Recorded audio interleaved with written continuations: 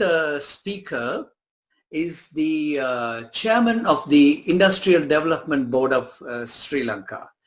They call it Industrial Development Board of Ceylon, IDB Sri Lanka.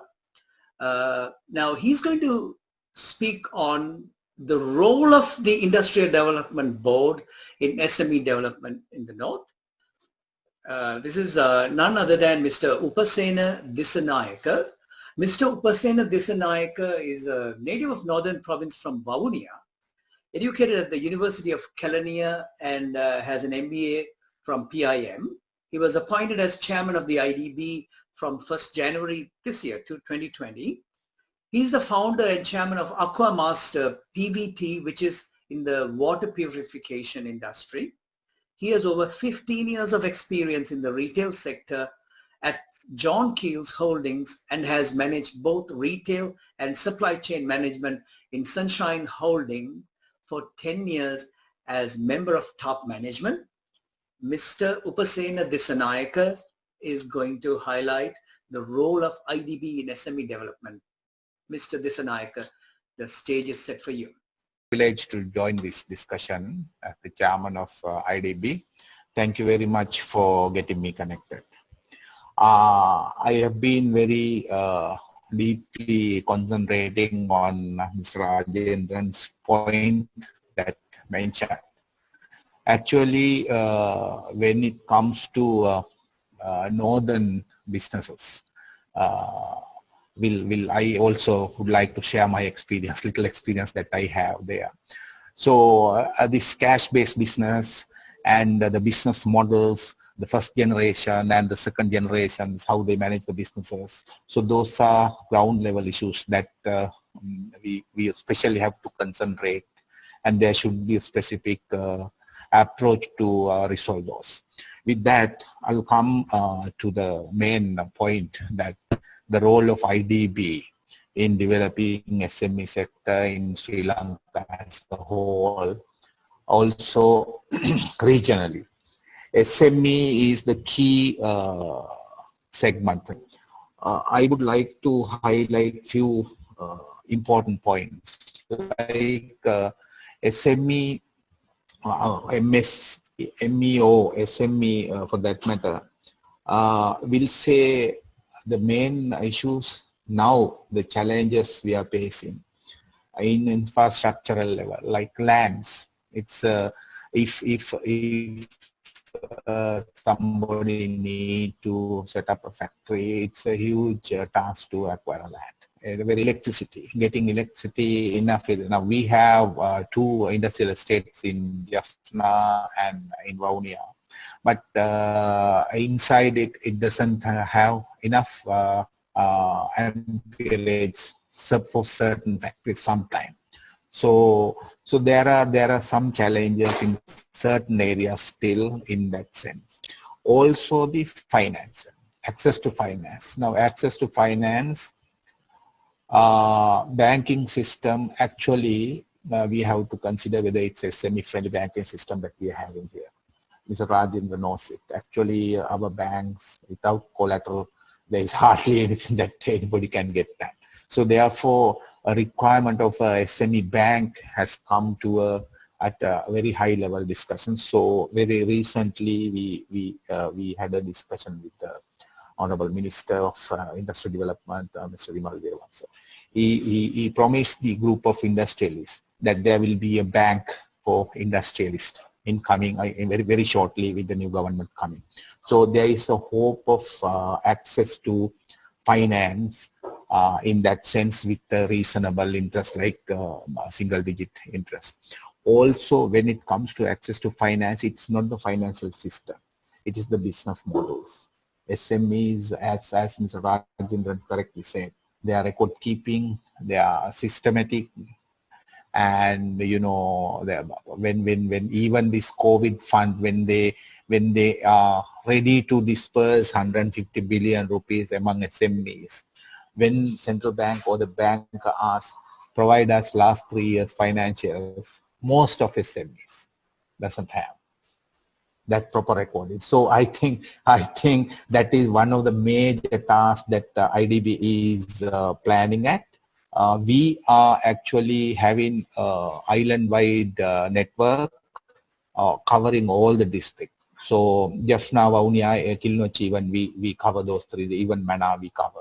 So in that sense, we recently, actually last night, we signed an MOU with People's Bank, where we will develop this sector formally. We select 5,000 SMEs from the region. We will get them into formal business model levels and then present to the bank. So that kind of responsibility we are taking in terms of upgrading MSME sector.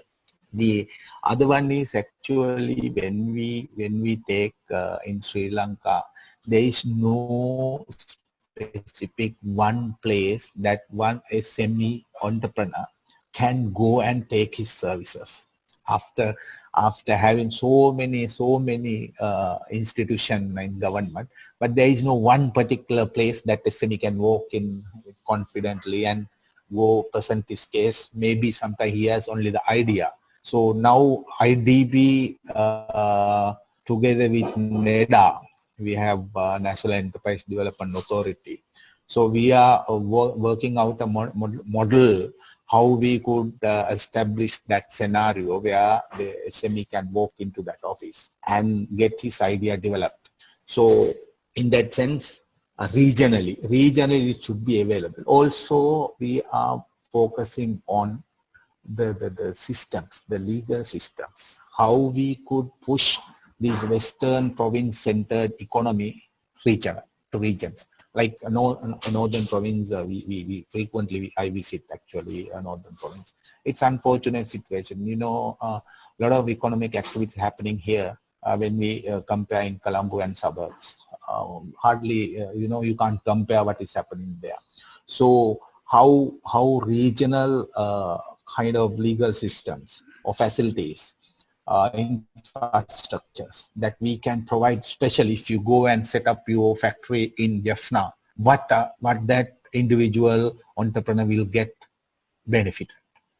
So those are the lines that we are thinking in getting these investors, even a medium or small level investors who is willing to go regionally. So that has to be number one if we are to develop these regions, because regional entrepreneurs alone cannot take this elevation on their alone. So we need the other provinces capabilities also to get mixed with those regions. So that is another line of thinking that we are looking at. Also, when we look at in big picture, all these things are like we are in supporting for the supply side, improving their business models, access to finance, infrastructure, and their financial disciplines, making them proper kind of formalized situations. All these things are improvements in supply side. But what about the demand side? What is the market? How can they access to the market? So actually IDB is working in that in a very serious manner with the present administration. You see, in Sri Lanka, the main buyer, the larger market is the government. But at the moment, government procurement system is not supporting enough to the SME. I mean, specifically, when tenders are closed, there is a clause for domestic finances. So we are trying very hard to get our administrators to make it compulsory that certain amount of tenders are offered to SMEs, because our people can make it. My time is getting. Yes, you can have another minute or two. Yeah. So I would like to end with that, because the SME need market support. For that matter, I think the biggest market is the government, where they can easily work with. And IDB is working towards achieving that goal to get this domestic preference in our procurement guidelines. Also, the required quality and standards that they required in participating government tenders, that would be, IDB would be involving in at least until they get such international standards to get it fit for the purpose certification by the IDB. So we are working hard to get that level of government support to the SMEs. Thank you once again for connecting me. I will be here for any questions during this session. Thank you. Thank you, Mr. Dissanayake. This is what we call hearing from the horse's mouth. We have heard it from the chairman himself, highlighting the present situation. And I mean, he rightly said there is no one place to go. There is so much bureaucracy preventing these people to, get help, so many departments. So I'm sure IDB is doing a great service, and he highlighted the very important factor here, the market support. The biggest market is the government.